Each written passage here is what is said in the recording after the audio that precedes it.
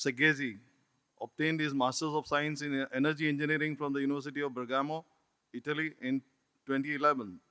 He worked as professional engineer 2 years prior to co-found his own company, Site Engineering, for energy and electrical systems designed for industrial sales. In 2018, he joined Technomatic SRL as area manager for the MENA region, and in 2020 he became the project manager, supporting the sales department as area manager for the Italian market. So, Mr. Roberto Sagazzi, we're going to talk about high performance biaxial PE and PP pressure pipes.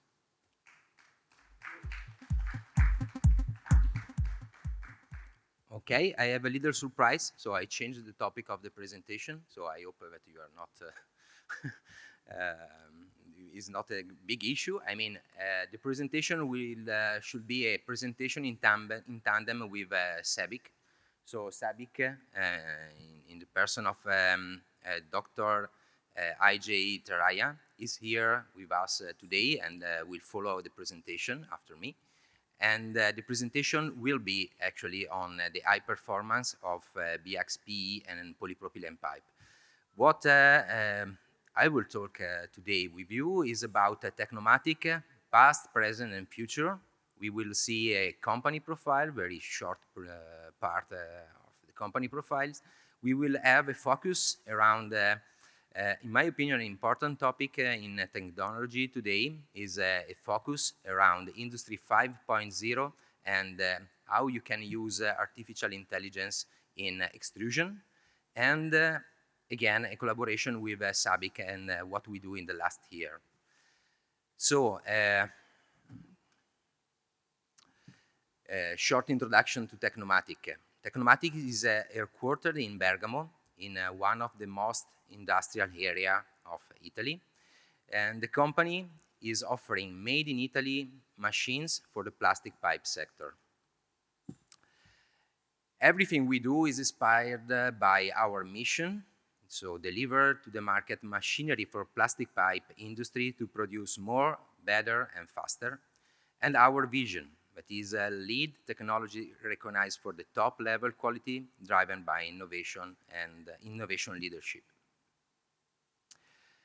Everyday activity leans on these values: integrity with a customer, employees, and partners; innovation in standard and overcome expectations of our customers and in general on the market; and responsiveness. That means before, during, and after sales. Values that spread within our company from the very first day of our history. Founded in '77 in Bergamo, is a modern family-run company. It was born as a mechanical machining company and for third party, and became a producer of PVC pipes, and in '80s soon specialized in production of big size diodes. In '90s, Technomatic began also the production of polyethylene pipes, this time following the market trends. This is very important. This will be different in the future of Technomatic, not following the market, but following the needs of the customer. So for this reason, in the middle of '90s, Technomatic moved to a new industrial area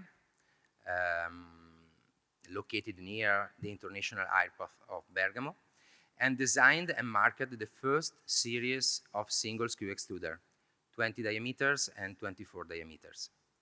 Within 10 years, we introduced the new family of extruders, the 30 diameters, that are still on the top of performance in the market. With the constant growing in R&D and technical investment, the company rise to be a major player in the plastic pipe industry. Here we can see that we are not more following the market, but we are investing to understand what will be the trend in the market. In the last 10 years, we developed further with a new generation of diettes with higher output, and a wide range of materials with very high output. Tecnomatic introduced in the market the 37 diameters extruders and a new series of extruders in the gearless version with lower power consumption. According with increased automation requirements, we developed also our extrusion process control, line process control, and our version of software for Industry 4.0. We integrate with the line process control all the machine from the extruders, including die heads, mono and multi-layer, up to 2600 millimeters, and including also the pack system, the pipe air cooling system that works internally in the pipe and allowed you to reduce the footprint of the complete line. The tanks are also available with control on the control panel for the temperature control, for the vacuum control, and also with special version that allow you to reduce the consumption, especially for the high diameters.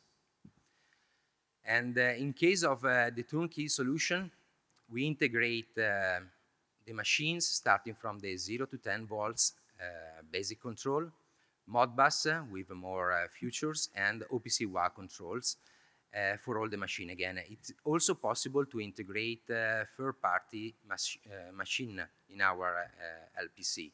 So not only for the machines directly produced from Tecnomatic, not only with the machines that are made from our suppliers and standard OEMs, but also from other suppliers. This can be very interesting, especially in case you are upgrading an existing line, or if you are planning to start with an initial layout of the line and then to upgrade step by step the line during your evolution. The technology applied for plastic processing cover a number of applications. We will know infrastructure and construction, in-house heating and plumbing, industrial sector, agriculture, aquaculture, and also application with OEM like single wall corrugated pipe, double wall corrugated pipe, and other special application. Now in the present, and already projecting for the future, our development is with SABIC, with our collaboration with this company. Is the largest public company in the Middle East and is one of the largest chemical producers. SABIC has entered into a cooperation with Tecnomatic to deliver an innovative line for testing of new pipe solution. SABIC has succeeded in optimizing the formula dedicated to polyethylene and polypropylene resin for biaxial extrusion, so biaxial stretching. That will allow manufacturers to boost the property of pressure pipes to very high level, and also the new resin in combination with the stretching technology will enable a new generation of lighter, stronger, as well as energy and cost-efficient pipe systems. As part of these joint efforts, Tecnomatic has installed and fully integrated a continuous BX pipe extrusion line for evaluation, for trials, and optimization of the process with dedicated SABIC resin material. For more details about this line, about the BX project, after my presentation, you will learn more details with Dr. Ajay Taraya, Chief Scientist from SABIC, Geleen Technology Center. So the focus of the presentation, so something that I changed in the last days, is about a focus from Tecnomatic on Industry 5.0 and artificial intelligence. I call it a clash or mesh. I mean, clash or mesh up, for real, in good English. So we will see if these two trends in technology can work together to have a positive impact also on the extrusion. So a little intro to the topic. The reason of this focus is on the relationship that can be between artificial intelligence and Industry 5.0. We will explore whether these two can coexist and develop together.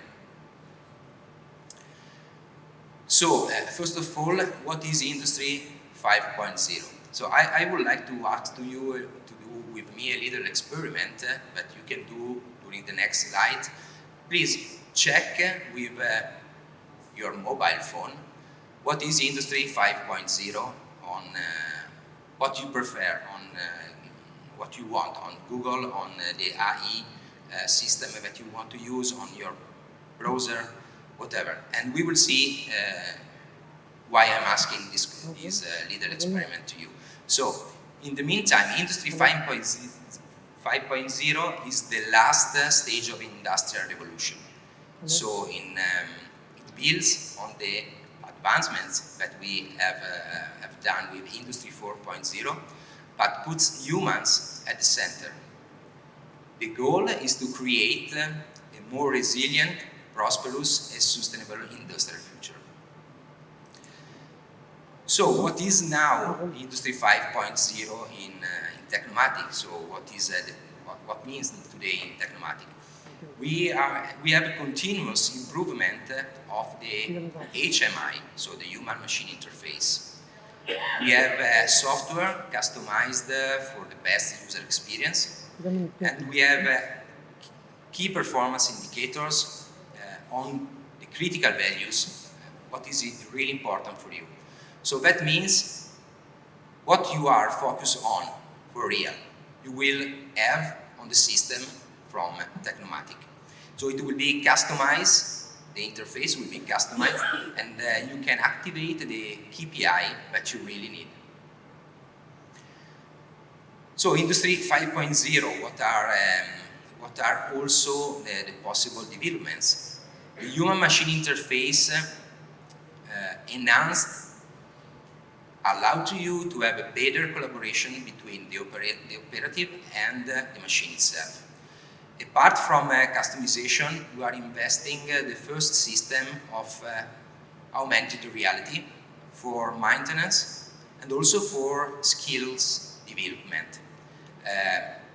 We tested already some systems that allow to you to see with augmented reality on your machine, at your premises, some specific point of the machines.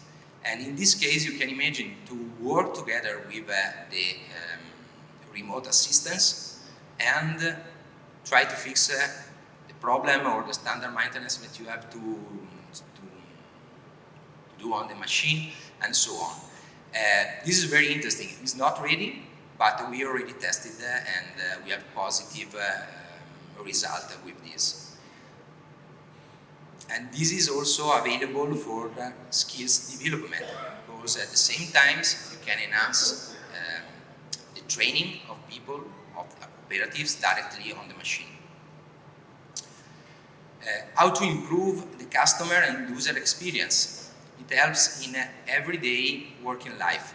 So we have successful cases of integration of many specific features, like code bar system. Okay, it's not new, but it's working directly on the control panel. ERP system, again, it's not a new software, but you can have directly a connection with the machine. And also production instructions. So that means if you have some specific requirements in how you start the production, how you start a specific lot, how you start a new production in a specific family of products, you can have directly the starting of the machine, or better, the indication of what you have to start to produce directly on the control panel of the machine. And then the operator will say, okay, I will start this production, and you can record every key performance indicator on this specific lot. So, we know that you have been the best in the last years in order to save time, money, and material in your processes. This is about what is under your direct control. So where we can find more real value and how we can support you further in the future. There are more considerations about the other factors that can impact the use of such technologies directly in production, like cybersecurity, scalability, and to stay updated on these topics. Anyway, I believe that embracing these strategies, the extrusion plastic pipe industry can leverage Industry 5.0 and principle to achieve an increased efficiency, customization, and sustainability. At the end, to be more competitive on the market. So what is artificial intelligence? A few minutes ago, I asked you to check what is Industry 5.0. I don't know if somebody have done or not, but if you have done this, probably, and we can check every mobile phone, probably everybody will have a different answer. This is because many people already use the artificial intelligence, and if you have done what I asked before, you have done, because artificial intelligence is inside every browser, every system to check on internet information and to get it from internet information. So everywhere people use, even if they don't know, artificial intelligence. So anyway, artificial intelligence is rapidly evolving and is a great tool. It's very powerful. It can be used to automate tasks, to improve efficiency, and to make better decisions. But again, if you check information on the internet, probably you already know that there is a bias of information. Yesterday, we have some discussion between information about what is for real litter or not litter, plastic in pipes or plastic in other sectors. If you want to be right on internet, probably you will be. You can confirm your starting point. So it's very important to have the support of experience. So the center should be anyway, the operator should be anyway, should be any time, it should be the human being. So there are several possibilities for using artificial intelligence to improve, for example, PID parameterization in order to dynamically and based on data improve the performance of a single skew extruder with, for example, barrier profile. There are, we can see here, there are technicalities, and I'm going a little bit longer, but anyway, they are algorithms that can help you analyzing the data. And that means you have to collect also the data for your own production. And this is available if your machines is well equipped with probes, with PLC, and so once you have this collection of data, you can check what you can do, and there will be algorithms specifically developed for extrusion. These allow to you to reach a predictive modeling of the performance of the extruder, and at the same time to have a dynamic optimization of the extrusion parameters, and once integrating in the control system, you can have an automatic control system based on AI. So at the end, what I'm just proposing here is just to summarize what I said. So artificial intelligence with proportional integral derivative controls can become predictive, integrated, and dynamic. And this for a better control of the extrusion process, for a greater energy efficiency, for reduction of machine downtime, and for a better adaptability to different conditions of use. So yes, AI, artificial intelligence, present both challenges and opportunity for Industry 5.0. It is important to address the challenges to fully explore the opportunities. In conclusion, artificial intelligence and Industry 5.0 can work together to create a better industrial future. Let me go back to my initial statement. Let me just introduce Dr. Ajay Taraya from SABIC. He will describe the BX pipe project. And I would like to also to express my sincere gratitude to Sicora for the Center Wave 6000 system. It has been very, very useful and helping us to optimize the new biaxial extrusion line in R&D departments. This system accuracy and reliability have allowed us to collect precise data on the line performance, which has been essential for fine-tuning the process and ensuring that the line is meeting our expectation. Also, I would like to say thank to Claudio Costa that supported us with the modification required on the SABIC equipment. And thank you to you, special thanks to SPE, and be part of innovation.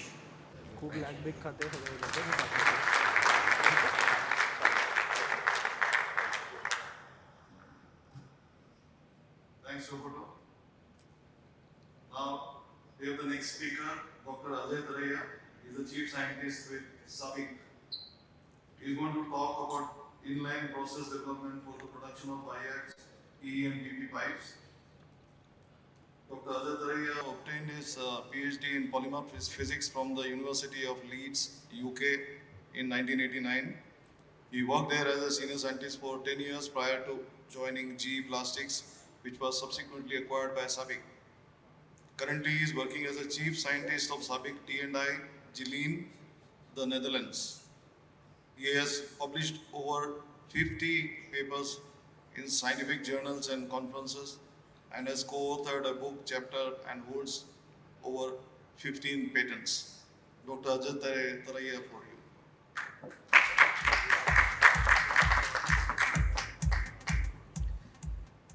Thank you very much, Mr. Pillai, for kind introduction. So we are in the city of dreams. Yeah? We are in the city of Bollywood. So hopefully I will take you to a journey which I have taken, yeah, from pipe dream to a dream pipe, which is biaxially oriented polyethylene and polypropylene pipe for a sustainable future. So I think it covers the past and present conference motto.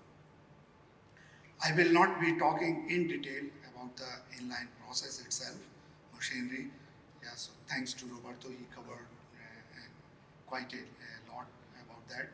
I will more focus on the product side of biaxially oriented both polyethylene and polypropylene pipes, and what's the performance can be achieved in those pipes. But before I start, I would like to thank SPE India for giving this opportunity and to present this quite exciting work in this field. To start with, I will give brief introduction about SABIC. So SABIC is a global leader in chemicals, and we are resin manufacturer and chemical manufacturer, but we find solutions for our customers, yeah, so they can fulfill their dreams or what they want to achieve their ambitions. So that's from our T&I point of view, that's our part, yeah, to find a solution so we can make it better tomorrow.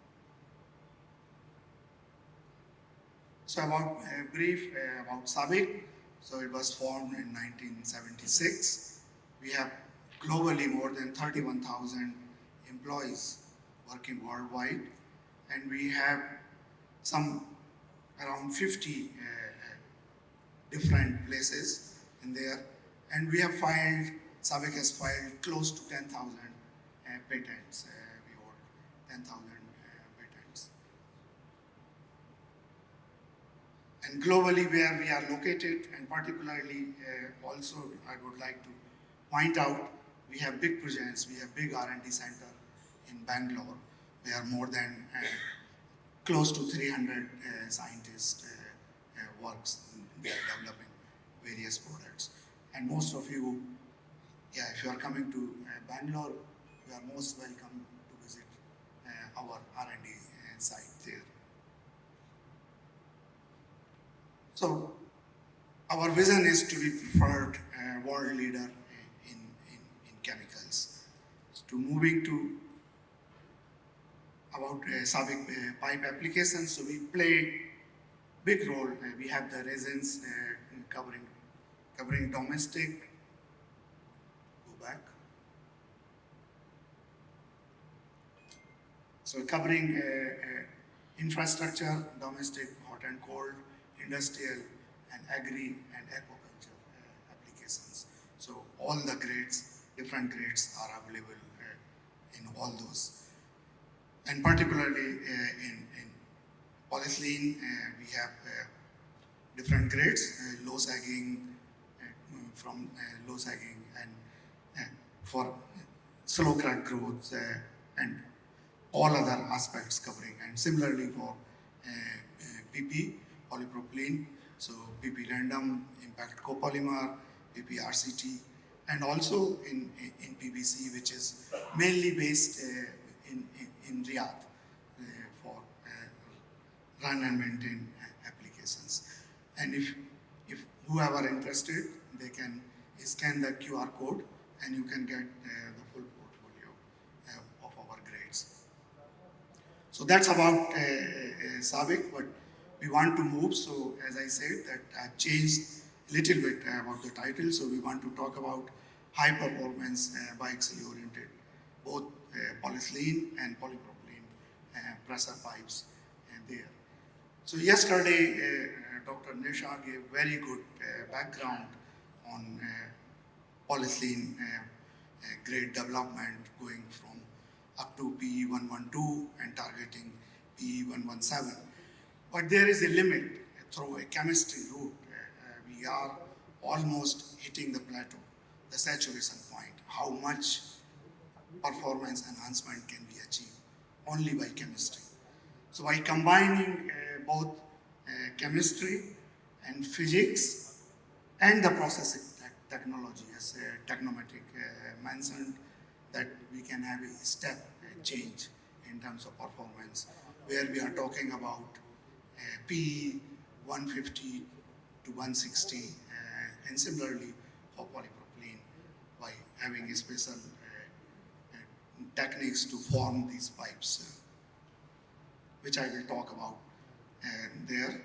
So this is the technique which is been known for PVCO, yeah, because PVC is amorphous material. So you can stretch it, whether it's a offline only in hoop or inline combining both axial and hoop, because it doesn't neck. So you can deform it like a rubber, yeah, so it stretches uniformly. And that this technology has been around for past 40 years, but it was not suitable for polyolefins or any semi-crystalline material, because when you stretch semi-crystalline material, it will yield, it will neck, and you cannot make uniform pipes because of the geometry of the pipe. So that's what we have done in SABIC. So what we have done, that we developed in-house in batch the technology, but the main focus was on fine-tuning the material. So when we stretch it, it doesn't neck. So we can form uniform pipes. And then we worked on the full pipeline system, joining it, etc. And then also we worked with our end customers and testing and certification institute like Kiva or Element in Europe there. So that's how we developed the next generation in pressure pipes, both polyethylene and polypropylene. Here I'm showing you schematically what happens, that if you start a thick billet, and it goes over a conical expanding mandrel, and we have to do it in solid state. so just below the melt temperature. So you extrude at a standard pipe extrusion conditions. You have to crystallize it, cool it, reheat it, bring it to the draw temperature, and say typical draw temperature for polyethylene will be around 125 degrees C. So 5 degree below its melt temperature, and similarly for polypropylene. And as schematically shown there, that your isotropic material, yeah, where its chains are randomly distributed. Once it goes there, you make a layered structure, biaxially oriented system. And the value proposition that yes, it tremendously enhanced all the mechanical properties, particularly pressure performance. We are talking about here modestly, we are saying MRS 15, but we have tested that we can get a lot higher than that also. And with that, it brings quite superior slow crack growth performance, because what happens when you biaxially stretch, the structure becomes like a pack of cards, yeah, so the layered structure. And when you put a notch, and the notch does not propagate through the thickness of the pipe, yeah, the notch will propagate sideways, and it takes up a lot of energy. So that's how we get superior crack resistance. And because of that layered structure, the barrier properties also enhances. So it's a very superior properties for your chlorine dioxide resistance. And then other properties also, which I will talk about later on. And it opens up a lot of new potential applications for these sort of pipes. So as I was saying that this was the main reason why polyethylene oriented pipes or polypropylene oriented pipes not been there, because if you take a standard pipe and you do a tensile test on it, it will yield. It will form this neck, and then neck has to be propagated out. And we have developed a resin which has almost no neck, yeah, so you don't see necking there. And then strain hardening takes place, which gives the jump in performance. So we can make very uniform pipe, unlike in other grades, which will thin down and you don't have uniform pipes there. So SABIC, we have filed a lot of patents covering technology, process side, material side, and end applications. So in our portfolio, we have now more than 10 patents covering these aspects. So as Roberto showed the line, so what we have here, that cross-head extruder. So we extrude starting billet, we call billet because it's a thick wall pipe, and then it has to cool down and bring it to crystallize it. Yeah, so it's in solidify it, and then we have to reheat it. So from inside to outside brings to the same temperature, and then here we place a mandrel, a conical mandrel. It goes through a die, and then their biax expansion takes place, and then we have to cool it. We have to freeze the dimensions. So we cool it. It goes through the cooling bath, and because you can imagine these are in solid state orientation, so there will be some frozen in stresses, and then those stresses has to be taken out. So we reheat it, let it relax there, get rid of all the frozen in stresses, cool it, and then measure the dimensions there. Now we have a Sikora unit, as Roberto mentioned, and then cut the pipe, or we can coil polyethylene pipes there. And this line is capable of making from 32 millimeter up to 160 millimeter diameter, because it's still a R&D line, but we can make a bigger pipe there also. There. So this was a picture taken at Technomatic. So that's the first polypropylene pipe made with our colleagues and with Technomatic colleagues. And picture on the left, if you look, this is a polyethylene pipe and this is a polypropylene pipe. The inner surface, because it's drawn in solid state and over a smooth mandrel, coated mandrel, the inner surface becomes super shiny, yeah, very, very smooth there. So that can give us some more added benefits. If you look into the in terms of pressure performance, for by XPE, so this solid blue line at 20 degrees C for a standard E100 pipe, and the filled circles are for biaxially oriented pipes. And now we have more data, and you can see that, yeah, at 50 years time frame, we can get MRS 16 and at higher temperature also.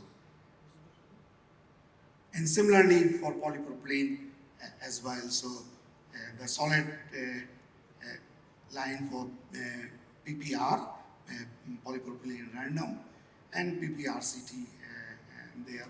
And these are biaxially oriented polypropylene pipe. They are also, in terms of performance, we can get MRS 15 to 16 there. So moving to slow crack growth, as I said, because of the layered structure, you get tremendous jumps, and we ran the test, yeah, for almost 2 years, yeah, and then we have to stop it. We didn't see any failure, and element they charge on hourly basis, so there was no point keep paying for those tests and there. And similarly for chlorine and chlorine dioxide resistance, our biaxially oriented pipes did not fail. We had to stop the test. Even we did at higher pressure also. So we increased the stress level, and still it didn't fail the pipe there. So really greatly enhanced performance for both slow crack growth and disinfectant resistance there. But yes, so far I showed that, yeah, pipe on its own has tremendous properties, but it has to be pipeline system. We have to join these pipes. So what we looked at, polypropylene mainly uses yeah, socket fusion there and electrofusion, and it performs very well. You have to slightly modify the conditions, temperature and time, because what we do, only the outer layer melt. So you don't lose the orientation throughout the thickness, yeah, only the outer layer molten, and that what loss happens, it compensated with the thickness of the socket itself. So when we do pressure performance, it doesn't fail at the joints. It fails only in the body of the pipe, and it maintained that pressure performance. And for polyethylene also, we did all those socket fusion, electrofusion, mechanical joining, butt welding, because that's most commonly used. So there is a trick to apply, because what we did, our colleague from Sika, or Marco from Sika showed yesterday. So we place a mandrel inside the biaxially oriented pipe and same diameter as the inner diameter of the pipe, and then heat it up. So axially it will shrink, it will relax if you take higher than draw temperature, and that enhances the wall thickness at the end. So we have a thicker pipe at the end, and we butt weld it there. So it compensated for the loss in orientation that way. And we did all the tests at the element, and it performs very well. So quickly, I will move there. So we did accelerated point load test there also on biaxially oriented pipe. So some of you, our European colleagues might know, Dr. Hassel's lab, we did those tests. The requirement that standard P100 pipe should last more than 450 hours. 450 hours, 32 millimeter diameter pipe. Our pipe keep running till almost 7,500 hours. It didn't fail, yeah. And they stopped the test after that. So it collaborate what we have shown earlier, that's superior slow crack growth resistance there. So now we wanted to test the pipeline system. So for polypropylene, for hot and cold water, it's important. The thermal cycling test has to be done. So we made this system in Kiwa in Netherlands, which is a testing and certification institute. And we carried out a thermal cycling test there with these 20 joints, straight joints and elbow couplers, etc.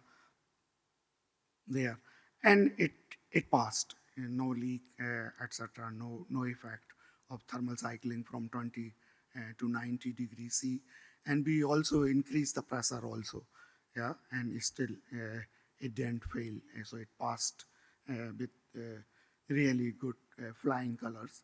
And then we also looked at the water hammer test there for polypropylene. Also, no issue at all. It passed quite decently there. And even at elevated pressure, there were no issue at all. To move on, because for polypropylene it's good, because it's used only in 6-meter length. Yeah, we cut in 6-meter length, you don't have to coil. But polypropylene, polyethylene pipes has to be coiled up to certain diameter. So we looked at, we are currently looking into coiling of biaxially oriented pipe at Technomatic, because soon we will have some coiler there. But we looked, our colleague looked at finite element modeling. So we provided all the modelers, tensile strength, etc., and looked into whether we can achieve the similar diameter, yeah, the coil radius as a standard P100 pipe. And it looks like, yes, that we can maintain the same diameter because it depends how much, what sort of draw ratio we are putting in the biax pipe. The modulus, it increases, but not so much that you cannot coil or any kinking can occur, etc. So that was a good result. But yeah, the proof of the pudding will be the eating. So we will carry out experiment soon and there.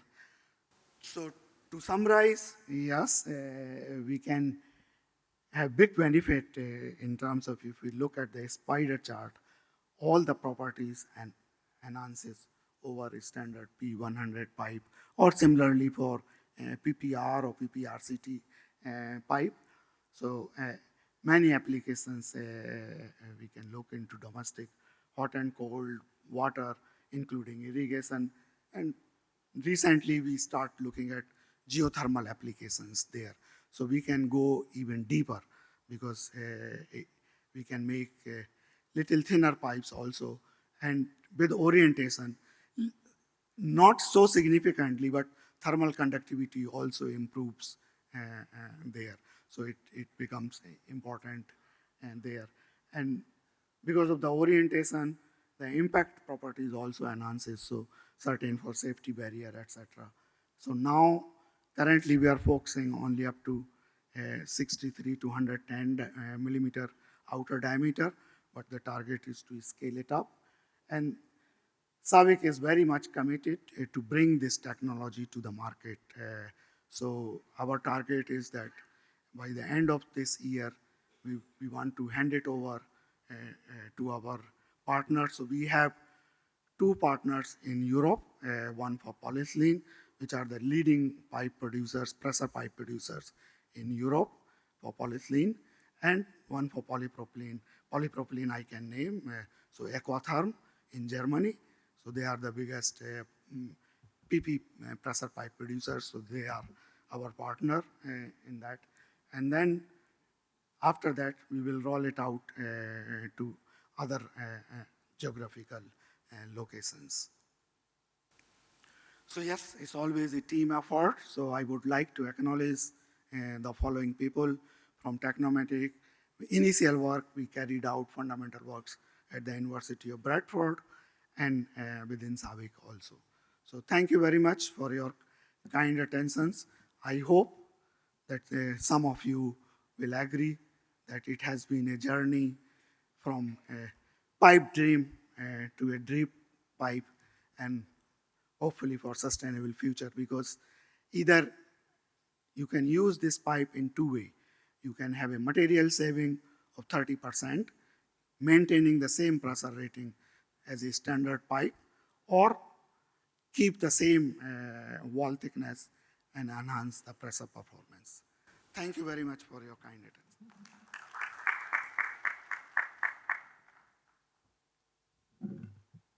Thank you, Dr. Ajay. I think this subject needs a little more deliberation and discussions, basically, because if you're talking about weight difference of 30%, then I don't know what P117 or 120 everything is going to do, because the weight reduction will be there as well. So I think let the discussions continue, because there's standards also which needs to be looked into. So, but interesting. It's an interesting development. Friends, now we have the next speaker, Mr. Prashant Raj, who is the project director of SPE India Private Limited. He's going to talk about 24/7 water supply projects in India, achievements and return of experience. He has over 18 years of experience in water and urban infrastructure projects. Prashant Raj is a project director at SPE India Private Limited, based out of Calcutta. After completing his bachelor's in engineering from Birla Institute of Technologies, Mesra in 2005, he has led various water and wastewater infrastructure projects in India, funded by international and local agencies such as the World Bank, the ADB, and the Government of India. He started his career with JUSCO, wholly owned subsidiary of Tata Steel, as a graduate trainee. As a water and wastewater expert, Prashant has a strong background in hydraulic structures, network management, risk management, contract administration, and stakeholder coordination. He has worked in different roles and capacities with multiple organizations in India, delivering high-quality solutions for sustainable and resilient development. He has also attended several training courses to enhance his skills and knowledge in urban resilience, climate change, public procurement, and project management. Friends, let's welcome Mr. Prashant Raj for the other side of the story, from the application side.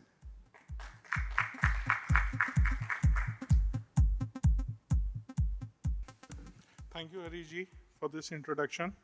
And I would like to thank SPE to give us an opportunity to showcase what an organization like Suez is doing in India for 24/7. I'll first give you a glance of what the organization Suez is. We help the cities and the industry manage their resource smartly and sustainably. We do engineering and design for the treatment plants. We also smart and sustainable management of water cycle and smart solutions for metering. We also give smart solutions for tomorrow's city, for further development of the cities. We do recycling and waste recovery to produce new material and energy.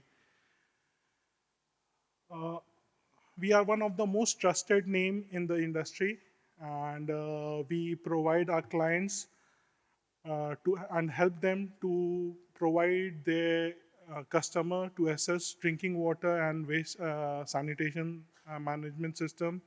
We create a life cycle value for the client for the asset and the services they provide, and we derive ecological and transition together with the end users.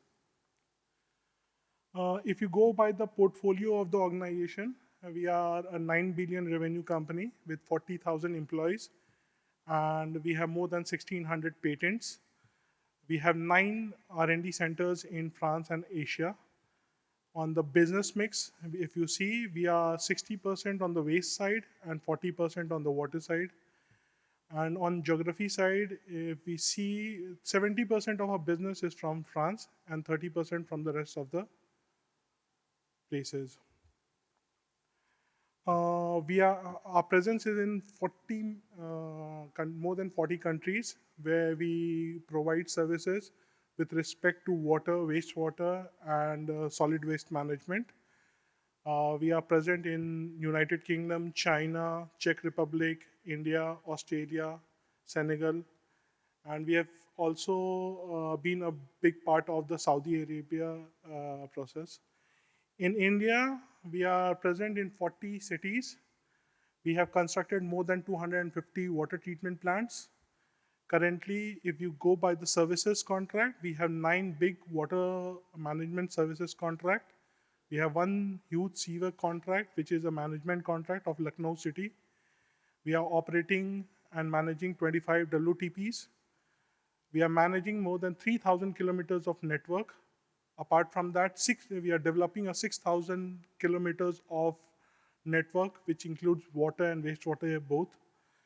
We are also providing the municipalities and the industry with the latest cut-through versions of digital and technological solutions to manage their asset in a much better and efficient manner. On the business side, if you see, we have two parts to it. One is the infrastructure development and another is the services. On the infrastructure development, we create water treatment plants and networks. We create wastewater treatment plants and its network, and also do desalination plant. And on the services side, we have water management projects as well as wastewater management projects. In the water management project side, we are handling the customer's requirement on equitable water pressures and managing their NRW levels, and also managing their revenue generation by billing and collection, improving the billing and collection efficiencies. On the treatment construction side, we have a lot of WTP projects and STP projects, which is a kind of a EPC projects with a certain period of operation and maintenance attached to it.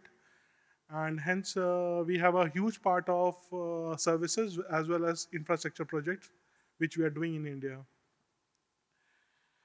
Today, but I will be talking mostly about the water supply and 24/7 water supply systems in India. We have around 9 projects of such kind in different parts of the country. Our objective and the objective of the projects are 24/7 water supply with equitable water supply in all the zones and with an NRW reduction. Yesterday when Ashok sir was speaking, he said that an average Indian city has an NRW of more than 50%. That is what the state of all the projects that we have. And in the process of creating an intermittent supply into a 24/7 supply, we go by a step-by-step methodology, which starts with the study of the network, existing network, which is a big problem since we don't have any asset mapping or existing drawings or network drawings which is available with us, so that we can start from the scratch. So a development of an existing network itself is a project which takes a lot of time, and it is to be done with the utmost importance, because if anything is missed out on that part, the network which will come after the revamping of those network has happened will not be suited to the requirements. We improve systematically intermittent water supply into a 24/7 water supply. It's not a one-night turnaround that we thought that from tomorrow we'll get into a 24/7 water supply and we do it. It is a step-by-step method. We'll discuss this in coming slides. We reduce the water losses. 50% is an average water loss that we have come across all the networks where we have started managing it. We also help the client in their billing system, improving their billing system and collection. We will show you some results from the projects that we are executing. One of the most important part of our execution process is engagement with the client and the community. In a 24 by 7 water supply project, we give we give a lot of importance to community engagement. We see these projects as not only a technical project but also a technical social project. So we give an importance to the social engagement with the community because it has to be done through a sustainable social change, so that the sustainability and the improvement which we have brought into the project is continued even after when we leave. We currently, if we see what are the challenges that we face during the execution of the project, is incomplete drawings data. We have very limited capex fund available for improvement. The infrastructure which is there presently, some infrastructure is getting developed right now, but the infrastructure which we have received or we are working on is an aging infrastructure which was not kept properly. The operation and maintenance of such infrastructures were not done properly. The metering technology is very minimal in India, so we don't know what are the consumption levels and what are the deficit levels in each part of the area. There is a misconception role of the operator also. More of the projects are based on an EPC contract rather than an operator's mindset, which we are advocating a lot, because if a contract is based on an operator mindset, a lot of skin comes of the operator and his performance is evaluated in a better way. This is what we feel. As we were talking about the projects and NRW projects, the most important thing, the most important component of the NRW project is a network system. And what is the kind of network system we expect? It has a higher hydraulic efficiency with higher C values so that the pumping costs are reduced. The strength and the durability of the network is good, and it can long for better duration of time. The laying of the pipes are much easier. The additional cost, the pipe itself is so robust that additional cost of bedding, field welding is not required, and we can lay those pipes with unskilled labor, because the skilled manpower is also a crisis in India. So the better the pipes are easier to lay, it is better for the network. The joints are flexible and tight. There is a hassle-free fit and forget type of pipes, and tamper-proof. And apart from that, low cost, life cycle cost of the pipe is on the lower side. The nature's wonder, the most efficient, the most known network is our human body, which pumps the blood all throughout the day.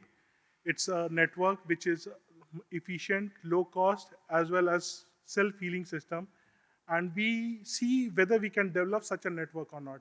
As of now, it's difficult, but we'll try and do that with help of you guys.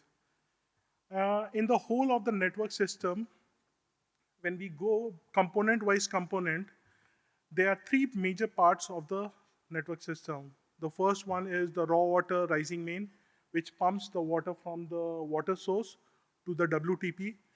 Thereafter, the treatment is done, and from the treatment, it is distributed to the local source area from where the water is distributed to the household. Each of the system has a different requirement. Like a raw water rising main is a pumping flow. It is subject to surge. It requires high mechanical strength of the pipe, high hydraulic efficiency. Leak proof is a common thing. Tamper proof is a common thing which we require. And the pipe dia is higher than 600 dia. Here, if you see, the preferred material is a metallic pipe of MS or a DI or HDP, GRP or BWSC. Apart from that, when we come to the water transmission system, it is also a pressure main, which requires high mechanical strength, high hydraulic efficiency, leak-proof, tamper-free. The pipe dia are between 250 and 600. Here, HDP and DI are one of the most efficient and most liked pipe right now. And in the last phase, where this water distribution system is there, where we supply the water to the household, it's basically a gravity flow, which can be done with a low mechanical strength. Higher hydraulic efficiency is required here also. Leakages and tampers are the highest in this area, so we want a solution where these leakages and tampering can be avoided. It is since our cities are very crowded and very congested. Here, the installation of such pipes are required, where the installation is very easy, and the pipe diameter ranges from 80 to 200. During the study of our projects, the common 5 problems that we have faced all across the projects are bursting of pipes because of not aging pipes, or maybe the not good materials, leaking joints, leakage from service connection. It is a surprise, or a data says that the highest water is lost from the house service connections. And the other problems that we face is corrosion and internal incrustation, which reduces the efficiency of the pipe. In the Indian context, what is the most important thing that is required as of now for a sustainable and a long duration asset management? Leak and contamination detection. So for these, we use robotic inspection robots and AI for finding out leakages, and also identifying where the blockages in the pipes are there. We have a patented technology of a tracer gas, where we use helium as a gas. We inject the gas into the pipeline, and we'll show you how it works in the slides to come. Apart from that, the Indian cities have grown erratically. There has not been a very systematic growth of the cities. So you will find that the pressure in a single city, which are bigger or smaller, has a huge difference into the pressure when it comes to the household pressure which we receive. So we are trying to manage those pressures through small hydraulic zones called DMAs. We do structural inspection and condition assessment with our robotic tool, and also AI compensated for lack of data. There's a lot of missing data, which we try to compensate with AI tools. As I earlier told you, the capex is one of the most is currently there has been a lot of fund which has flown into this sector, but earlier the capex was a big problem. The money for such sectors were not enough, but now it is. So even if the capex is there, a good study will give you on the optimization of capex and on the prioritization of each area. Because you cannot compare one area with the other, so you have to definitely find out the problems of each area and accordingly implement your capex programs there. So it is also an important factor. We are trying to map all the assets that is existing, or we lay on a GIS platform, so that there is no deficiency of data once we leave, and anyone can identify a pipeline or identify the location of the pipeline with its alignment whenever they want to on a click of a button. So what the problem we are facing, we don't want this problem to continue, and our mapping is done to the best. We take up a lot of digital. We have installed a lot of digital tools for our performance management. We do a lot of pressure monitoring, flow monitoring, and even water quality monitoring, inline water quality monitoring when we are into operation and maintenance phase. These are some problems that I discussed. These are some solutions and the problems that I discussed. I'll show you the results of some of the projects that we have already completed and which are into operation and maintenance. We have a pilot project in Calcutta, which is which is on the oldest part of the Calcutta. Here the water supply system has been there for more than 100 years. It was laid by British era, and the, the network was absolutely not known. The material was very varied. We had materials like CI with BS standards, DI, UPVC, concrete pipes, and then uh, there were leakages and losses of the level of 52%. The baseline loss was of 52%. Currently, if you see, this is the status of the project. We have created 19 DMAs. DMAs are district meeting areas. It's a hydraulic zone which has specific amount of water, where we can measure what is the specific amount of water going into the zone and what is the consumption there, so that we can determine the losses. For the last 6 months or maybe a year, the average NRW, which was around 52%, we have brought down to 12.32%. The 24/7 water supply system is there. Water quality monitoring is 100%, and the complaint resolution, which used to take place if a complaint was raised by the municipal corporation, they used to do it on their whims and fancies. Now it has been we are achieving it within the TAT time. 100% of the complaints are getting resolved within 24 hours of the registration of the complaints. This is a very important graph. On the bottom side, you see what was the baseline NRW. Every DMA had an NRW more than 50%. In between, you see what is the current NRW.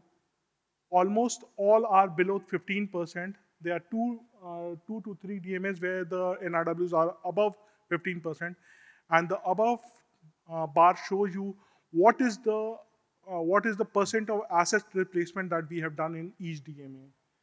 So with less than 60% of replacement, we have brought down the NRWs from 52% to 12.62%. This is what the heat map used to be when we started the project. If you see, this is the source area. When we started, the pressure here was very high. Elsewhere, the pressures were very low. And year on year, once we started commissioning each DMA in 2023, if you see, 2023, if you see, this is equitably supplying pressure to all zones, and there is no issues currently with the pressure, and the customers are very happy with what they have received right now. I'll take you across the life cycle of the whole project in one DMA. This is DMA 14. We took around 1 year's time to commission it. First, the SIP is a systematic improvement plan was approved and implemented. When we started it, the NRW was at 58%, 59%. After the implementation of the SIP, the replacement which was agreed and which was supposed to be done, after we did, it came to 41% only. We did the defunction of the old networks and all that. Then it came down to 30, 28%. And then we came with our helium leak detection activities, and we brought it down to 18.28%. I'll show you. Helium is an inert gas. What we do is that we inject helium into the network system and then let it be there for 48 hours. If there's a leakage in the pipeline, the helium comes out, but it doesn't mix with the air, and it's a heavier metal. So what happens is that there's a layer between the bitumen layer and the subgrade layer. So helium gets stuck in that area. After 48 hours, we do a drilling of along the alignment of the pipeline, and we start sniffing for the helium. Where the concentration of the helium is higher than the atmospheric concentration, so it starts beeping. and we can localize a leak there. So I'll show you a small video. So this is what we are doing. We are finalizing on the alignment of the pipeline. The helium has been injected in the pipeline.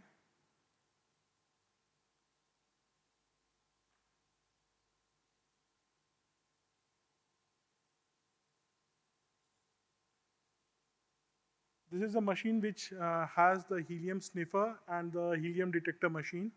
So after drilling it all along 2 meters or 5 meters, the sniffing starts.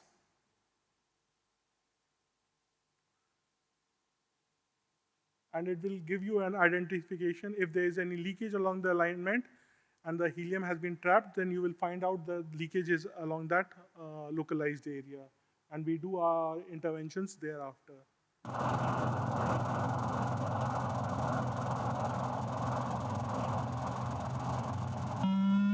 So this is how, and without digging or much of inspection, we find that this area has some leakage, which is not surfacing out because of many reasons, which could be it is getting drained out in the nearby drain, but the water is flowing. So we dig there and we localize the leak and find out the leak and repair it.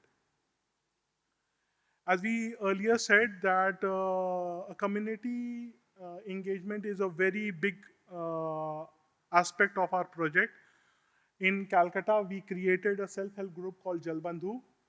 This is a group of housewives who were of the local area. We got them together. We trained them on meter reading, on awareness programs of water loss, and then we started our PR activities. And currently, we are doing our meter readings through them.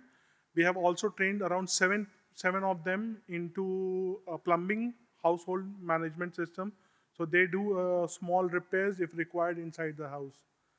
We have another project in Coimbatore, similar shape, but it is of 26 years, and there are some results of the billing and collection. When we started, it was 40%. Currently, we are at 100% on meter reading. We are currently reading around. We are currently collecting around 37 million. Apart from that, in Coimbatore, we have partnered with two agencies. One is the Solanus, which is a robotic company, and it helps us in the pipe assessment and also leak identification and contamination. Apart from that, there is an AI company which is called Smart Terra. They have two products, which is the Net City and the Meter City. Net City is helpful on our management of the network, whereas Meter City is helping us on the meter reading efficiency and any ambiguity is there. In Coimbatore, we are trying to develop intermittent 24/7 pipe lab, which will focus on chlorine decay study. We'll also focus on material aging. We are creating a material aging bench, meter qualification bench, and equitable water supply modeling system. So this will be commissioned by the end of this month. In Coimbatore, we did a social interaction with the students of Coimbatore, which is called COA Innovata. COA is also another name for Coimbatore, where we have collaborated with a lot of engineering college and the students studying there. They come up with the solution. Small funding is done with the colleges around there, and Suez being a part of it. And we come up with solutions and some extra new technological tools if required. Apart from that, I have one more project to showcase, which is the Delhi project. It is almost on the verge of completion. We started in 2012. The number of consumers that we have registered has gone from 34 lakhs to 57 lakhs, which is a rise of 62%. The build volume has gone high by 72%. The NRW has been reduced by 55%. And the revenue has increased by 654%. The collection efficiency has gone higher. Metering has increased by 142%. and we have reduced on the LPCD, which was from 256 to 135. I have some time left. Can we play a small video which we have for the Jal Bandhu thing? So there is a part of the area which we have converted into 24/7. 3.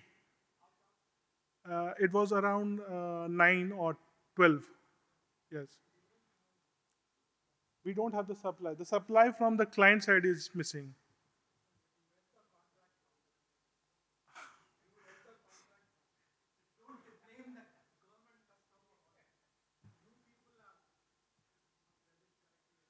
So we can discuss this offline.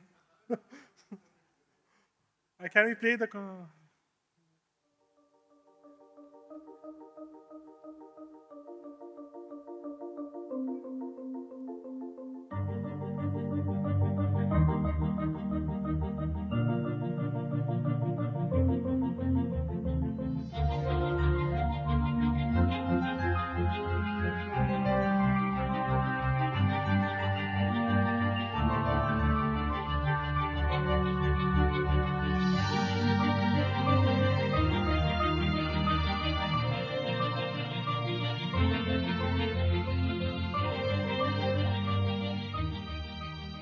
জলবন্ধু হলো মানুষের ব্যবহারিক পরিবর্তনের মাধ্যমে জলকে সংরক্ষণের সুয়েজের একটা প্রচেষ্টা, যেখানে সেলফ হেল্প গ্রুপের যে মেম্বাররা রয়েছে, সদস্যরা রয়েছে, তারা এলাকারই মেম্বার, তারাই এলাকার মানুষকে গিয়ে জল সম্বন্ধে বোঝাচ্ছে এবং জলকে বাঁচাতে সাহায্য করছে।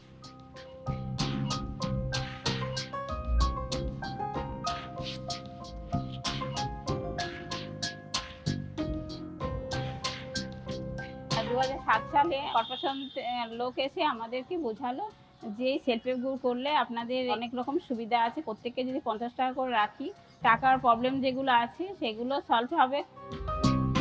2017 সুইচ জলবন্ধু প্রকল্প আমাদেরকে এসে বোঝালো জল অপচয় নষ্ট হলে আমাদেরই ক্ষতি। অনেক মেয়েরা কাজের মধ্যে যুক্ত আছে। চন্দ্রা মণ্ডল, আভা পোদ্দার আমাকে সহযোগিতা করেছে। মেয়ের বিয়ে হয়ে যাওয়ার পরে আমি বাড়িতে বসেই থাকতাম, যে চুপচাপ বসে বসে কাঁদতাম, বাড়িটা ফাঁকা। কিন্তু শ্যামলী দি আমাকে বললেন যে বসে থেকো না, বাড়ি এখানে এসে কাজ করো। আমি নিজে রোজগার করার ফলে স্বামী অসুস্থ হয়েছিল তখন তো ব্যাংকে থেকে রাত্রিবেলার দিকে পয়সা তুলতে পারিনি, তখন সেই ঘরের পয়সা জমানো পয়সাতে আমি তাকে প্রথম আগে হসপিটালে গিয়ে টাকা জমা দিয়ে চিকিৎসা করাই। তাছাড়াও আমাদের এখানে যে সুয়েজের যে কাজ হচ্ছে তাতে নানা রকম ওখানে এসে আমাদের খুব মিটিং হয়েছে যে যাতে জল অপচয় আমরা না করতে পারি, এবং প্রত্যেক বাড়িতে মিটার বসানোর কথাও বলা হয়েছিল। 6 নম্বর ওয়ার্ডে যে জলের যে প্রকল্পটা এসছেন, আমাকে এসে বলার পরে আমি পুরো পাড়ায় ঘুরে দেখলাম সত্যি জল খুব অপচয় হয়। এবং তখন আমি আমারই পাড়ার 2 বোন কবিতা নীলামকে সাথে নিয়ে প্রত্যেকটা বাড়িতে গিয়ে পাড়ায় গিয়ে এবং ক্লাবে গিয়ে বোঝালাম যে জল অপচয় করবেন না। इस जल बंधु मिशन में 2017 से ऐड हुई हूँ। मुझे ऐसा लगता है कि ये जल बंधु मिशन बहुत ही अच्छा है, और इस जल बंधु मिशन में ऐड होने का सबसे बड़ा मोटिव है अपने पानी को सुरक्षित बचाना। ये हमारे फ्यूचर के लिए बहुत ही अच्छा है। इस जल बंधु प्रकल्प में 2017 से जुड़ी हुई हूँ। पानी की जिस तरह से अभी वेस्टेज हो रहे हैं, वो अगर कंट्रोल नहीं किया जाएगा तो आने वाले युग में शायद पानी हमें ना मिल पाए। पानी को बचाएं ताकि आने वाले युग में कोई भी परेशानी पानी को लेकर ना हो। আগে আমাদের এখানে জলের প্রচুর অসুবিধা থাকতো, কিন্তু যবে থেকে এই সুয়েজে জলবন্ধু প্রোগ্রামটা স্টার্ট হয়েছে তবে থেকে আমরা খুব ভালো পরিমাণে জলটা পাচ্ছি। Without the support of these volunteers, the success of this project couldn't be expected at the levels at which we are today.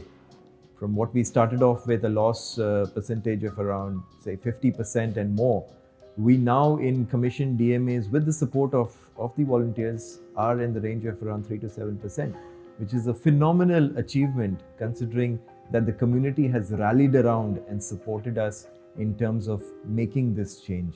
Our Suez Jal Bandhus prove that the resource revolution needs women.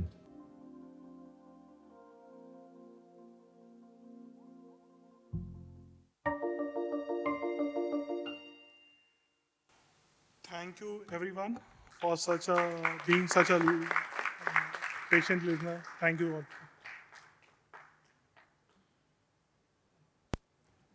Thank you, Prashant. We come to the end of this session, and the last speaker is Mr. B.B. Singh, who is the Director Sales Water APAC region of NSF. The topic on which he is going to speak is quality standards for ingredients of plastic pipes and fittings. Mr. B.B. Singh is a seasoned professional in the water industry with a rich background spanning over 18 years, armed with a degree in chemical and bioengineering from NIT Jalandhar and a master's in management and information systems from the University of Manchester, UK. He brings a unique blend of technical expertise and strategic insight.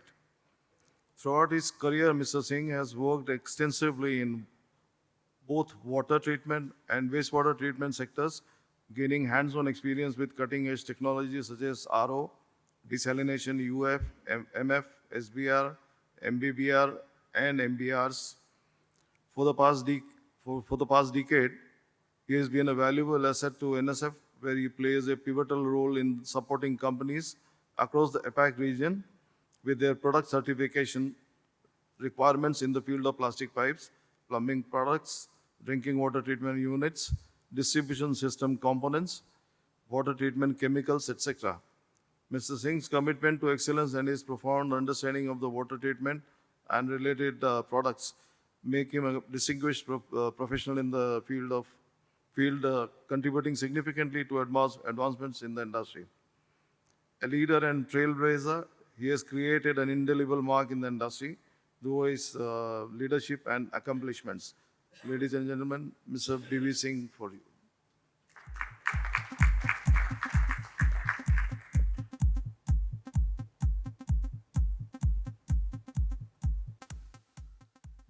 Good afternoon, everyone. Thanks, sir, for introduction. I think that was a longer introduction than my presentation. So I have a very concise presentation because I know this is just before lunchtime and everybody might be waiting for lunch. And it was good that I was the last speaker because I could connect with all the three companies here with my experience in the past. I worked for an Italian company, Oltramare from Fano. SABIC is one of our clients. We also do testing for chlorine. You mentioned Kiva and Elements. We also do the similar things. And a step ahead, we do certain other certifications, NSF 61, 372. I'll just talk about the 53. I'll just give background on that. So your P6000 grades are certified by us. And as Suez, I've had my experience in wastewater treatment and water treatment, as mentioned by Harish sir in the introduction. And I think a lot of your problems might be sorted if you start looking for NSF certified pipes. So we test for the longevity of the pipes and that no harmful chemicals leach out of them. So this is just for the ingredient side. It's shame that I thought this is a new thing, so I'll bring this one. But the stage was set for our other standards as well. I could have made it, a little longer presentation. But anyways, I'll start with that, but we can discuss that offline if required. So this is our agenda. Just a brief introduction about NSF, safety of drinking water products, and what are the various standards for ingredients of the plastic pipes.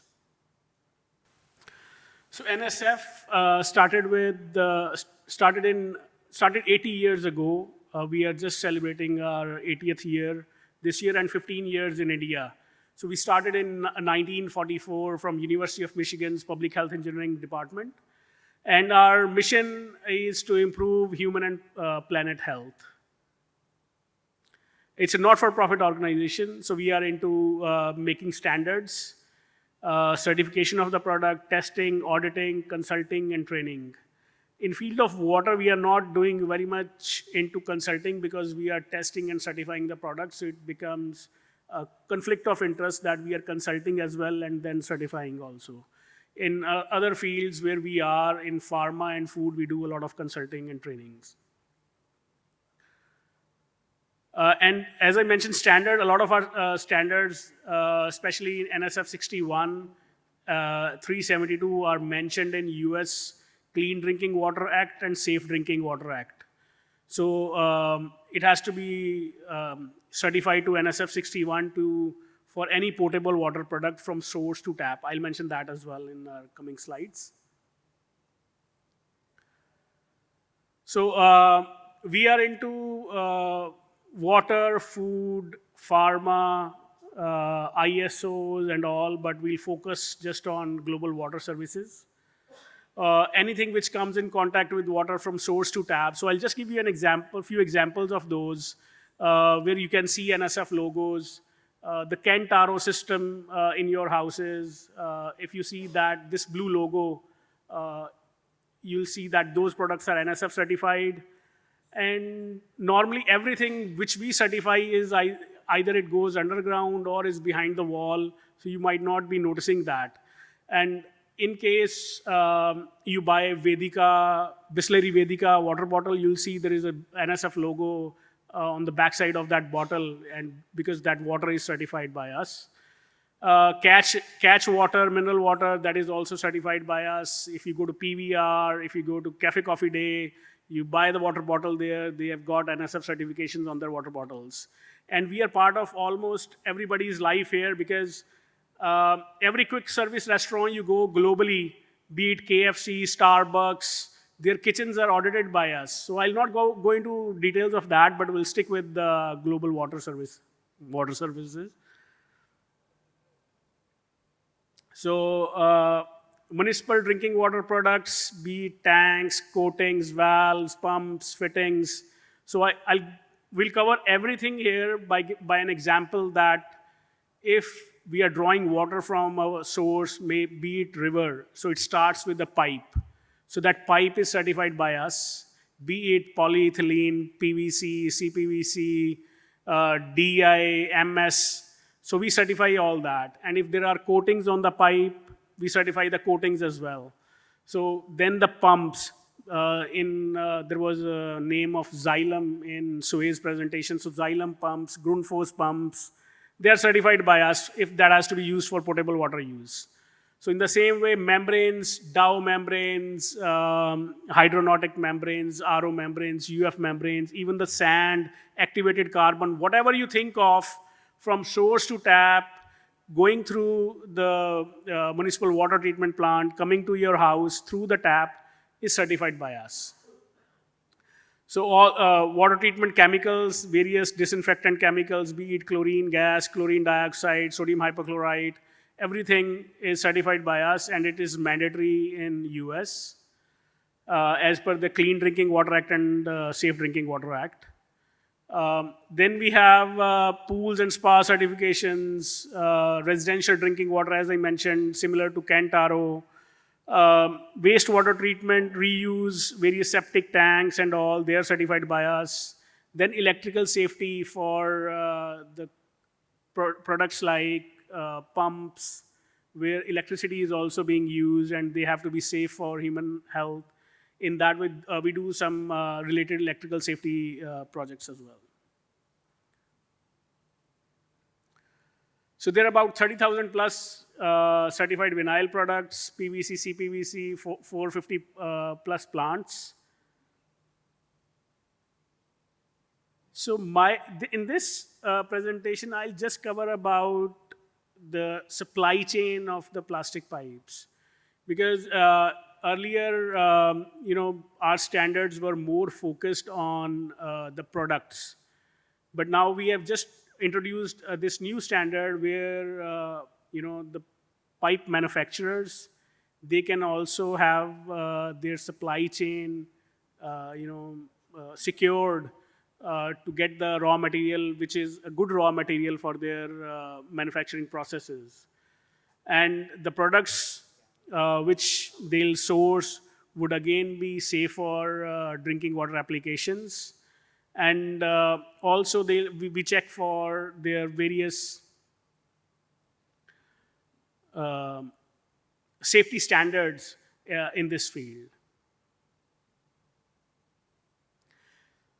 So for an example, we have standards which cover the products.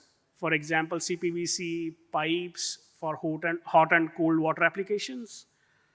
Then materials like CPVC compound, PVC compound, or ingredients like PVC resin, calcium stearate, heat stabilizers, that for UPVC. And especially in all these are ingredients as well, but earlier for CPVC especially, we could only do the compounds. And also like the resin for other applications, other plastic applications, ABS or PP or any other material, there were not one standard which could cover everything. So we created a new one, which we'll talk about that, which is NSF Guideline 533. It's mentioned here, this one, for ingredients. Or I see there as well.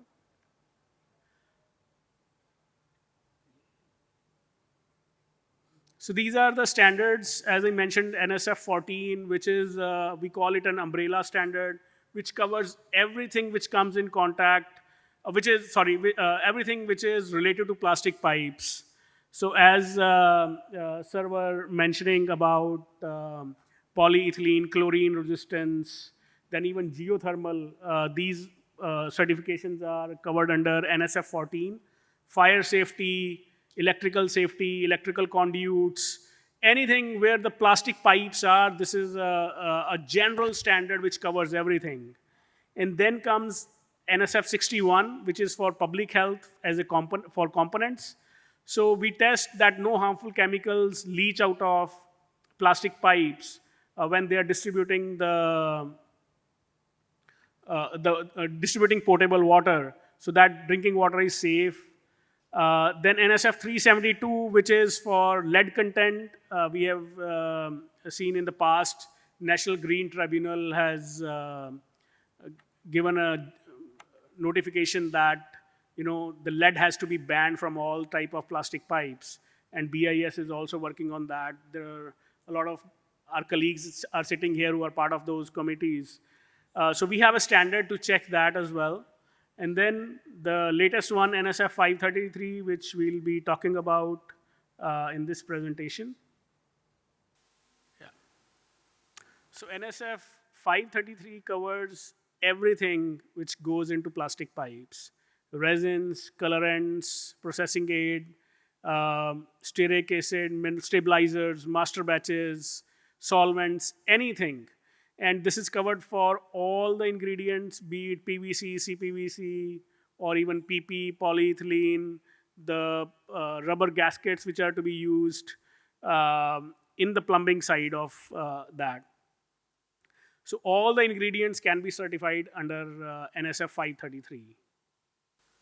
Basically, under NSF 533, we test the testing protocols are as per NSF 61, that no harmful chemicals will leach out of these ingredients, that these ingredients don't contain any ingredient in themselves which could be harmful for human health. That especially these days, there's a lot of concern about lead and any other chemical which could be harmful for public health. So the testing protocols are as per NSF 61. However, this could not be included in NSF 61 because NSF 61 is basically for the components, for the finished goods. Here, these are the ingredients. These are not the components. So NSF had to develop a different protocol, which is linked with the same testing protocols, however, tested a bit differently. So as I mentioned earlier, so all these things are covered under that. And if a pipe manufacturer is using the ingredients which are 533 certified, there is a chance that they can have multiple ingredients in their formulation listing with NSF, because when NSF is doing the testing, NSF looks into the formulation of the pipes, formulation of the ingredients again. So during certification, it saves time for the pipe manufacturer if they are using NSF 533 certified ingredients. So it becomes really important not to just cut the cost of certification, but also the time required for that certification. Though we target to complete that within 3 months, however, if the ingredients are not certified, we don't have the formulation, because certification requires toxicological analysis. And if we don't know the formulation, that toxicological analysis cannot be done. And sometimes we have seen in the past that projects are delayed to 6 months or even a year or so. So this protocol was designed specifically to help the pipe manufacturers to buy NSF certified raw materials, to secure their supply chain, so that during certification it can be done quickly, and it can also save them cost of testing. So this is the example of 2 of Indian manufacturers who have got certification under this. DCW, there's resin, CPVC resin for both pipes and fittings. It's certified under NSF 533. Indofil's impact modifiers for both PVC and CPVC, they are certified by NSF under 533. So if you are using these, it would be easy for us as well, because we have their formulations, we know how they are produced, we are auditing their manufacturing units, so we know a lot of details about them, and then this might not require further investigation during the certification of the pipes and fittings. So again, these are the advantages of getting NSF 533 certification for the ingredient manufacturers and for the pipe manufacturers. So NSF mark can be used by the ingredient manufacturers, which was earlier it was not possible for them. It provides exposure on NSF website listing, as I showed you regarding DCW and Indofil. It's just from the India side of that I showed those listings, but there are international listings as well. You can go to nsf.org, and then scroll through all the listings. So each and every product which is certified by NSF has the details on the website. You can go there and check that. So having that certification gives access to that website. And also, when the buyers are searching for ingredient suppliers, they do refer NSF websites a lot.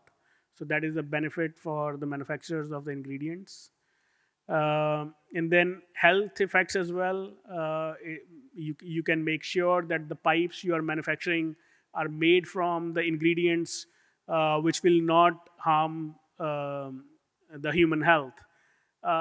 Because there are lobbies of pipes, there are lobbies of cast iron pipes or DI pipes, or which will keep on coming back saying that plastics pipes, they release carcinogenic things and they cause cancer, so we should not be using plastic pipes. So we support on this. We make sure that no harmful chemicals are leaching out of these plastic pipes, and that they're safe for human health. So lead-free, because of that NGT ruling, I just thought I'll mention this as well. So anything which comes under NSF 61s or NSF 14 or even NSF 533, we check for the lead content. Any deliberate addition of lead is not allowed for NSF certifications. So we don't certify any product which has lead content in it, which is deliberately added. Yes, from various other natural sources, there could be traces of lead. We understand that. But any deliberate addition of lead, we don't allow that. And if in certain cases, for example, brass products, there is, there has to be some lead in it. So there are limits which are set that the lead content should be below that only. So as per US federal and state laws, the lead content should be less than 0.25%. And we make sure that in these products, every product we certify, the lead content should be less than that. Then it's how NSF 372 differs from 61. In 61, we check that lead should not leach. In 372, we check that there is no lead content in it. So there is a difference in that. So a separate standard was created to monitor these things. So we do by XRF scan and also by lead digestion, ICPM analysis. So yeah, I'll conclude with this, that NSF certifications, as I mentioned earlier, our main objective, main mission is planet and human health. And we have just created this NSF 533 to help plastic pipe manufacturers to secure their safe and good supplies of ingredients. Thank you.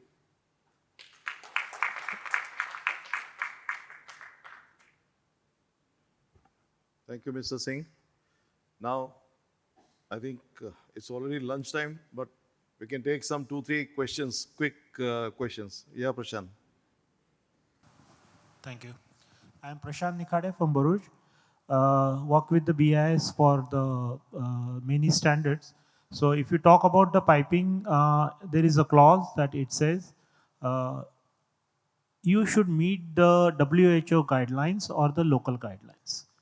So national guidelines, we have a standard which is IS 9833 and IS 10146. So are these standards are equivalent to the international standards of 6920, and whether NSF can give which is a national standard which can be followed like a BS 6920, and what is the relevance of these two Indian standards? I have not gone through the Indian standard, but I know the BS 6920 because we do testing for that as well. So that standard, it has just 5 tests, and one of those tests is odor and flavor, that people like us who order and check the odor and flavor of that. It is, however, NSF 61, it is more of an analytical standard, and it's not, there is no human intervention. It's just based on the machines or analyzers who analyze that. Yes, it is really good to start with that based on BS 6920 testings, because earlier there was no such standard in India. And if we are growing, if we are using that standard as a reference, I would say it is good to start with. Then once the pipe manufacturers are at, achieve that, then to step up, we can refer the NSF 61 standards also. But if the government, like in the Middle East, we know how Saudi is doing the infrastructure and all. They have accepted NSF standards. NSF's, in Middle East, mostly the companies accept NSF standards. Singapore, Philippines, Malaysia, they accept NSF standards. But I think as there was no standard earlier, now we are referring BS 6920. This is a very good progress. And after that, we can refer NSF 61 as well. No, probably you're not getting my question. Sorry. Let it be little straight away. See, if you do the testing as per BS 6920, Indian government doesn't accept it. So if you talk about the raw materials, if you say we are certified by 6920, they said, sorry, you need to follow the Indian standard. And Indian standards are two standards, which is a migration, overall migration, and another is a specific migration, where we are trying to check the leaching of that. And 6920 also, apart from, is not only for the odor, it's a part of that, but 6920 also do the testing of 11 elements into the water at 23 degrees centigrade and also at the 60 degrees centigrade. 65. 65, yeah. So is there anything which can correlate all those things so that it becomes, the life becomes easy? Now we are talking about BIS standard, we are talking about NSF standard, we are talking about global standard of 6920. Why don't we work something to bring one harmonious kind of a thing so Indian manufacturers can go with that, which can be accepted everywhere. So you can't run for each country's standards and something like that. That's sort of my point of attention. Yeah, I think that is a very good point. Now Europe is doing that. After 40 years of deliberation, now they are coming up with the harmonized standard of Europe. And I think it may take some time in India as well to come to that level that we accept other international standards as well.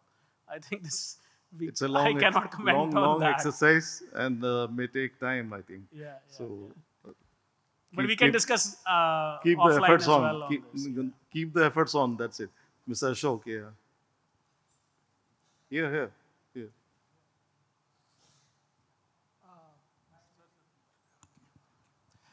Mr. Prashant, I just have a few questions. Other speakers were very good, but I wanted specific questions, specific answers from you.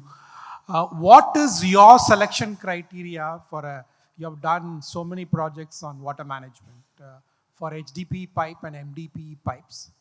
You should be having your own SOR and in terms of the what you call as the quality QAP norms. What is your own selection in India? Can you just tell a bit of the facts that how you go about choosing them? Because you are the #1 company in the world in water management. With Indian scenario, the kind of contracts that are coming up, we don't have an option of choosing the material, to be very frankly telling. It is being dictated by the contract terms and conditions. I'll tell you one fact is that we have 2 projects in Calcutta. The first project didn't allow us to use an inch of HDP pipe. Thereafter, in the second contract, we advocated for the use of HDP pipe in the distribution network, and a small portion of it was approved. In Calcutta, the HSE material which was predominantly being used was GI pipe, and thereafter UPVC pipe. But then we insisted that since, as per our study, the highest loss that we encounter is from the HSE, which is the house service connection. And we insisted that we will not be able to achieve the KPIs of NRW unless you don't allow us to use the MDP pipe in the HSE material. After a lot of deliberation, it happened with us. So that is what I also highlighted in my presentation, that the contracts which are coming up for 24/7 are predominantly EPC type contract, which has to be taken, which has to be converted with a mindset of an operator contract, where a lot of emphasis has to be given on the selection by the operator so that he can own up to the results and he can own up to the KPIs of the contract. Just one more question. You talked about Smart Terra and Solenoids. How is Smart Terra useful in terms of using AI in there? I have also heard about the concept of net metering and all. Does it really run the software and tell you these are the points of leakages and this could be the quantum of losses? There are 2 parts to the Smart Terra. One is the Meter City, which deals on the ambiguity on the meter reading. because a lot of meter reading in India happens on the manual basis. So if there is an ambiguity on the consumption side, they highlight it through their AI tool. On the net city, it is required from the contractor side to produce a lot of data, specific data of pressure, flow at all important junctions, and accordingly they correlate and they develop a hydraulic model in their software. If there is a drop or if there is a sensitive consumption which is not being captured with the meter reading, after the combination of network flow data and pressure data and the consumption data, they give you a specific point that these would be the downsides of the network, these would be the concern areas of your network. So what it helps us is in doing that, as you are part of this for last so many years, you know a lot of leakages don't surface out. They get drained out in the nearby drains and all that. So finding out leakages in areas where the subsoil condition is very high is becoming very difficult. So these kind of tools helps you in pinpointing your whole effort and finding out leakages that way. So the experience is good. Currently we are getting a result of more than 60%, which we feel is good. In Calcutta? In Calcutta, we have just deployed, and in Coimbatore also. Good, okay. But does this work with intermittent supply, or it works only with the 24/7? No, sir, it works with the intermittent supply also. Yes, sir. Okay. Yes, sir. So DMA, of course, you have specific flow and pressure data is required. Initial. Yeah, there.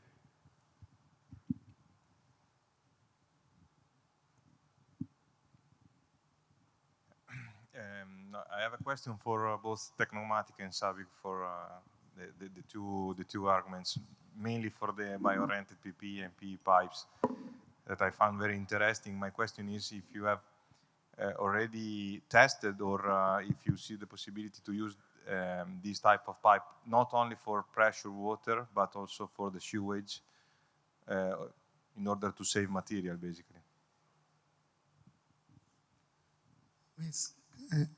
Currently, yes, we are making those pipes of certain diameter, certain performance, etc. But we have not done the prototyping yet.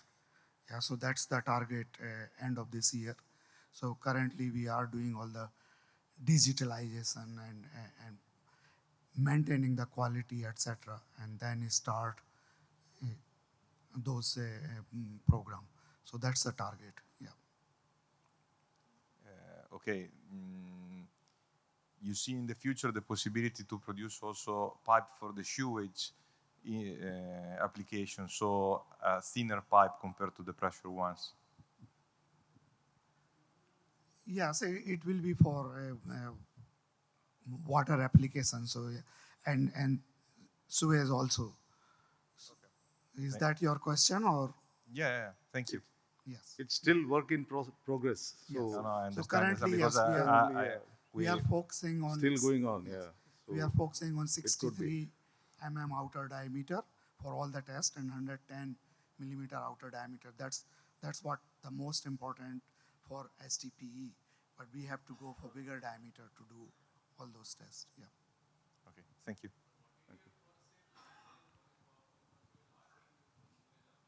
Give him the mic.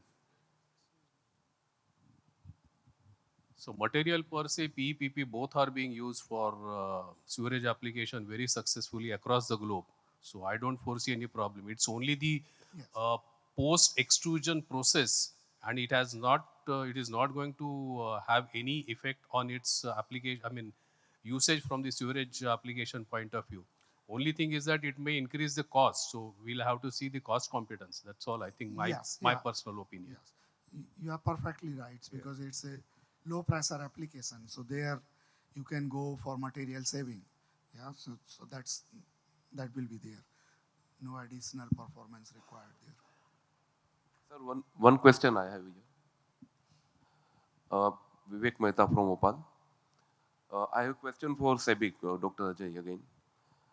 Sir, wanted to know for these BIX pipes, can the normal resin, what we normally use, like P100 or P80, can be used, or you require special resin for this bi-X pipe? Because No. it is going through, apart from the normal pipe extrusion, it will be going through again heat and cool cycle in terms of orientation and relaxation. So same resin can be used, or you require a specific resin? Thank you. Yeah, so that's what we have done. So we have developed a dedicated grade which will suit this technology. If you take a standard P100 or P80, then it does not, it's not suitable for certain diameter making uniform pipe. So that's what we have done, some fine tuning and there in the chemical structure. So we can achieve perfectly round and uniform wall thickness pipe. But we have to maintain the MFR required for pipe extrusion, so that it will be a dedicated grades for both bi-XPE and bi-XPP. Yeah. Rajesh, you have A small question. Mr. Singh, you said you can do the test on the materials like piping materials or catch water on the package side also. Do you have test for package and material interface, package product interface? That means like what he was asking, specific and overall migration. So do you have facilities for that also? Packaging, we have our food division. They are into that. They do the certifications. I have very limited knowledge about that. Fair enough. So, yeah, Sure, yeah. sure. We'll discuss But, offline. but there are standards for food contact where the food material is to be packaged. So there are certain standards, NSF standards to which we can certify. Fine. Thank you. Thank you. Sir, one more question.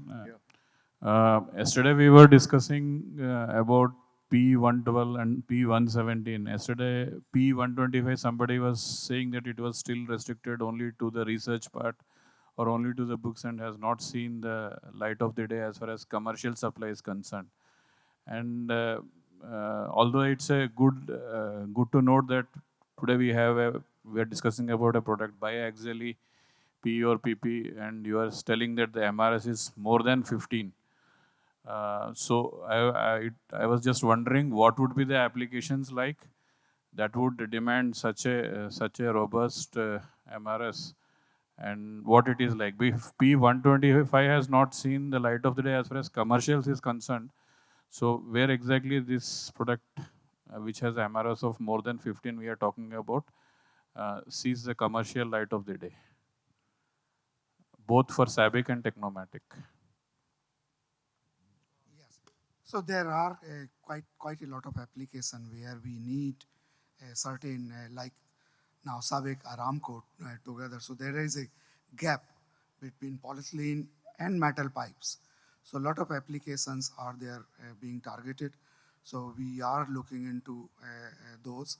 And as I mentioned, there are also geothermal applications where they cannot go deeper, yeah, because the water had applications. So because then they increase the wall thickness so much that inner diameter keep reducing.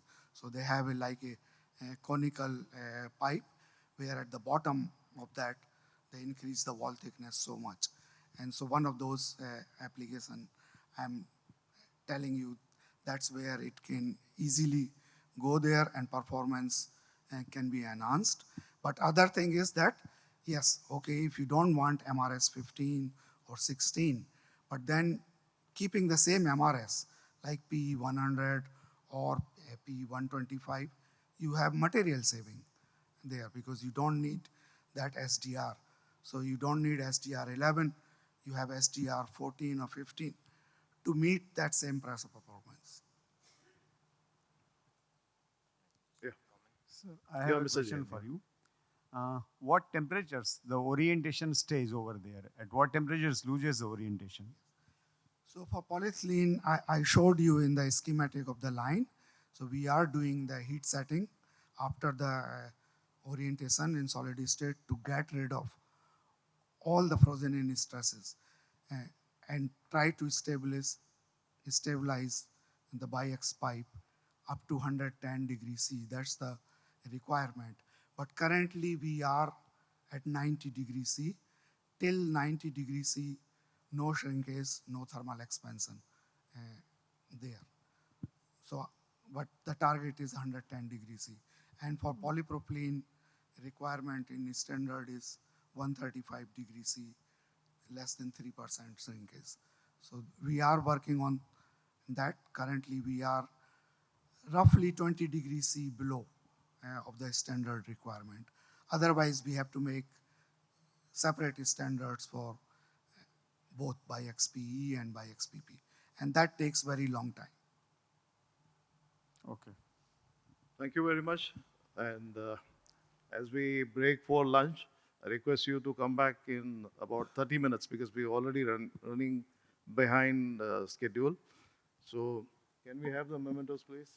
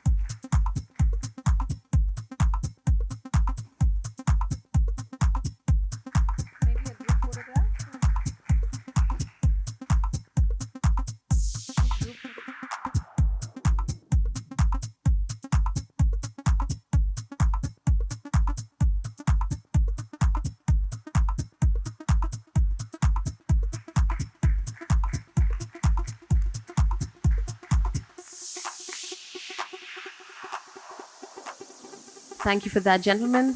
I'll see you back in 30 minutes. Please enjoy yourselves with some good food outside.